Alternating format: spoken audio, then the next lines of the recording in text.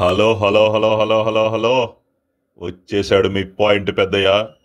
లేటెస్ట్గా వచ్చిన ప్రోమో చూసిన తర్వాత మీకేమనిపించిందో ఒక కామెంట్ పెట్టండి. నాకైతే మాత్రం దగా దగా దగా మన వర్మ అన్నయ్య గుర్తొచ్చాడు. ఖచ్చితంగా ప్రతి పాయింట్ గురించి కూడా మాట్లాడేసుకుందాం, బట్టలిప్పి మాట్లాడేసుకుందాం. ఏం పర్వాలా, ఎవరికి సపోర్ట్ ఉండదు, ఎవరికి నెగిటివ్ ఉండదు. పాయింట్ టు పాయింట్ వెళ్దాం. ఏ పాయింట్లో ఎవరు కరెక్టు, ఏ పాయింట్లో ఎవరు తప్పు చేశారు అనేది పర్ఫెక్ట్గా బుల్లెట్ పాయింట్స్లా మాట్లాడేసుకుందాం. కళ్యాణ్ చూస్తే ఎంతమందికి అయ్యో పాపం అనిపించిందో ఫస్ట్ కామెంట్ పెట్టండి.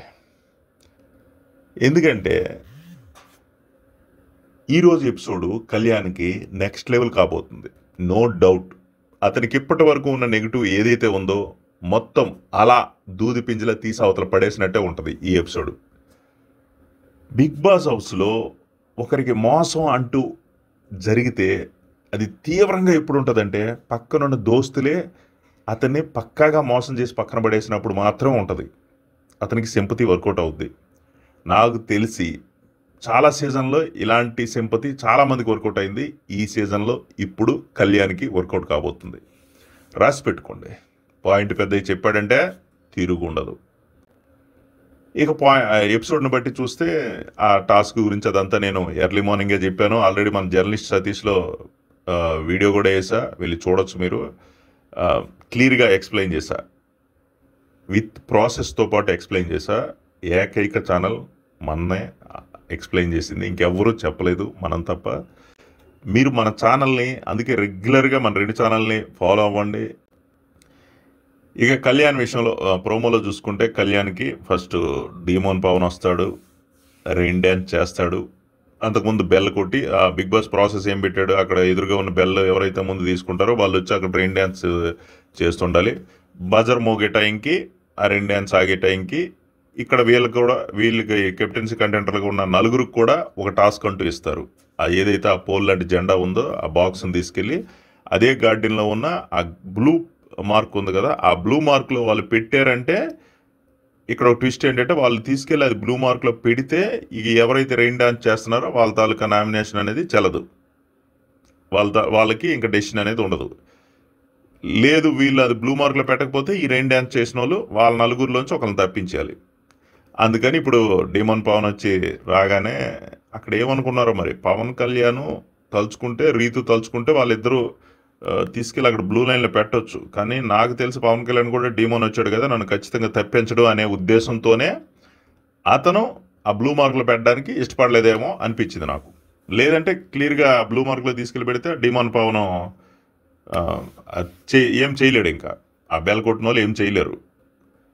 నమ్మకం పెట్టుకుని ఉండొచ్చు పవన్ కళ్యాణ్. కానీ ఇక్కడ రీతుకు బాగా తెలుసు పవన్ కళ్యాణ్ ఏసేయబోతున్నది, డీమోన్ పవన్ వేసేయబోతున్నది ఈ పవన్ కళ్యాణ్నే, మా దోస్తునే అనే విషయం రీతుకు బాగా తెలుసు. రీతుకు తప్ప ఇంకెవరికి తెలియదు. అందుకని ఇప్పుడు నేను అదే చెప్తున్నా కదా, అక్కడ ఇమానియల్ కానీ రాము రాథోడ్ కానీ పవన్ కళ్యాణ్ కానీ వీళ్ళు ముగ్గురు కూడా ఏమాత్రం డీమోన్ మీద అనుమానం వచ్చినా తీసుకెళ్ళి ఆ బ్లూలో పెట్టేస్తే ఇక డీమోను మరి ఇక డిస్క్వాలిఫై ఇంకా చేయడానికి ఉండదు, ఎవరిని తప్పించడానికి ఉండదు. సో అలా నమ్మి మోసపోయినట్టు అనిపించింది పవన్ కళ్యాణ్ అయితే నాకు. తీరా చూస్తే బుల్లెట్ దించాడు, బజరు మోగింది, రెయిన్ డ్యాన్స్ ఆగింది.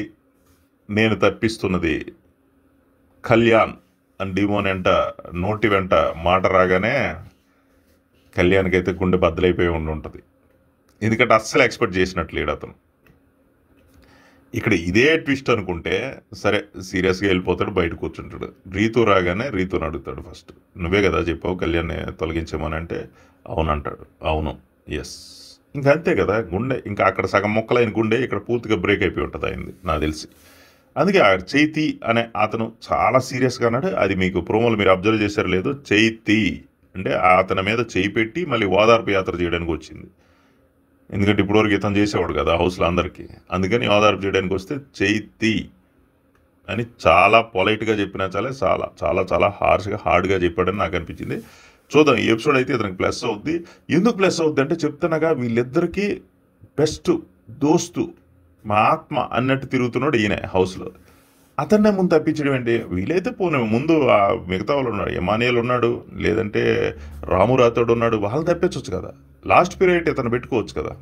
కాదు కాదు, అలా చేయకూడదు, ముందే మన దోస్తునే లేపేద్దాం అని చెప్పి రీతు ఇచ్చిన సలహా డీమోనేమో ఆచరించి చూపించాడు.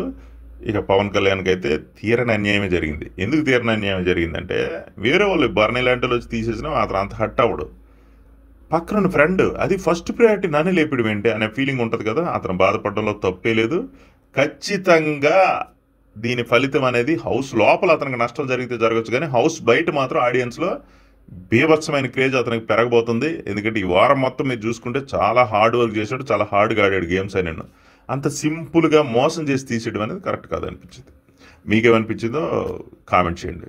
అంటే తీయడం తప్పు అని కాదు, తీయొచ్చు, ఎవరినైనా తీయొచ్చు, నో ప్రాబ్లం. కానీ రాగానే ఇద్దరు దోస్తులు కలిసి మోసం చేసి తీస్తారనేది అది మెయిన్ కాన్సెప్ట్, మెయిన్ ఆడియన్స్లో ఎక్కువగా చర్చకు దారితీసే పాయింట్ అనమాట.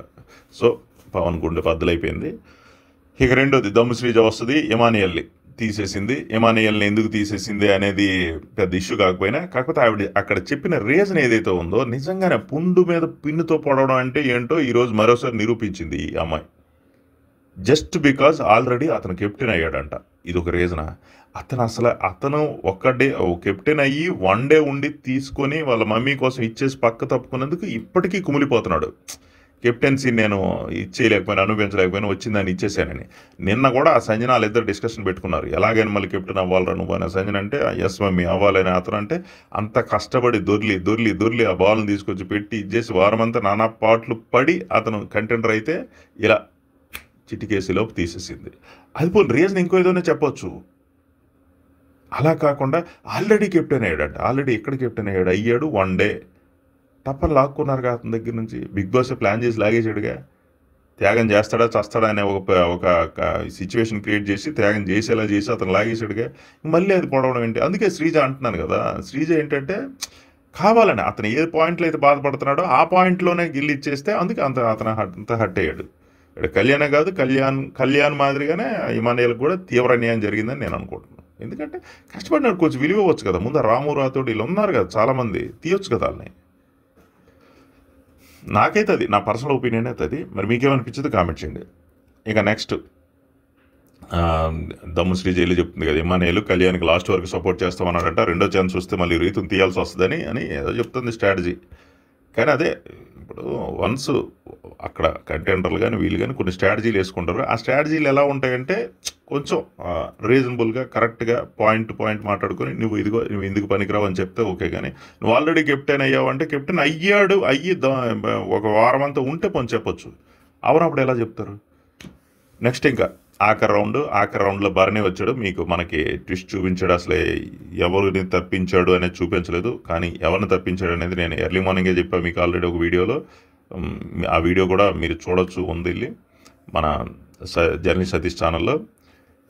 ఇక్కడ ఈ ప్రాసెస్ చూస్తే రీతు కానీ రాము రాథోడ్ కానీ ఇద్దరు కూడా చాలా హార్డ్గా కష్టపడి లాగుదామని చూస్తున్నారు. ఎందుకంటే ఆ గార్డెన్లో ఆ బ్లూ లైన్లో పెడితే రీతు సేఫ్గా ఉంటుంది. రీతుకు తెలుసు ఇక్కడ బర్నీ తనల్ని వేసేస్తాడని. అందుకని చెప్పి ఆ బ్లూ లైన్ పెట్టడానికి ఆవిడ ట్రై చేస్తే రాము ఏమో ఆ బ్లూ లైన్లో పెట్టకుండా ఉండడానికి. ఒకవేళ బ్లూ బాక్స్లో పెట్టేశారనుకో ఇక బర్నీ ఎవరిని తొలగించడానికి ఉండదు.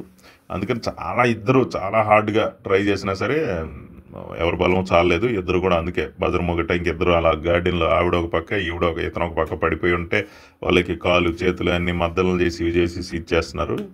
అయితే ఇక్కడ మీరు ఒకటి అబ్జర్వ్ చేస్తే తనుజ చెవులు మూసుకొని వెళ్ళిపోతుంది చూసారా. అంటే బర్నీ చెప్పే ఆన్సర్ వినకూడదనే, లేదంటే ఈవిడ ఏం పేరు రీతు చౌదరి అరుస్తుంది కదా బాత్తో, అవి వినకూడదనే. కానీ ఆ రెండిట్లో ఏదో ఒకటి.